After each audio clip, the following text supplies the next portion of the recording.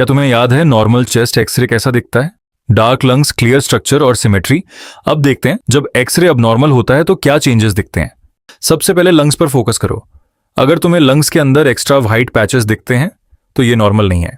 ये white patches infection का sign हो सकते हैं, जैसे प्न्यूमोनिया या कंसोलिडेशन।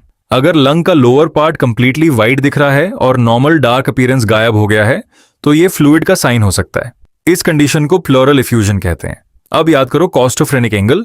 नॉर्मल में ये शार्प होता है, लेकिन अगर ये ब्लंट या डल हो जाए तो ये भी फ्लूइड का अर्ली साइन होता है। अब एक और सिचुएशन समझो।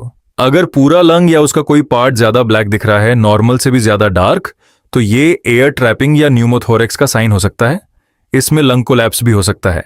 और अगर तुम्हें दोनों लंग्स में डिफरेंस दिख रहा है, एक साइड नॉर्मल और दूसरी साइड अब नॉर्मल, तो हमेशा उस डिफरेंस को सीरियसली लो। चेस्ट एक्सरे में सबसे इंपॉर्टेंट चीज होती है ऑब्जर्वेशन।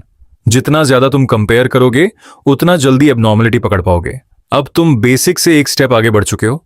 नेक्स्ट पार्ट में हम और डिटेल में स्पेसिफिक डिजीजेस को आइडेंटिफाई करना सीखेंगे। अगर तुम्हें ये सीरीज हेल्पफुल लग रही है तो फॉलो करना मत भूलना।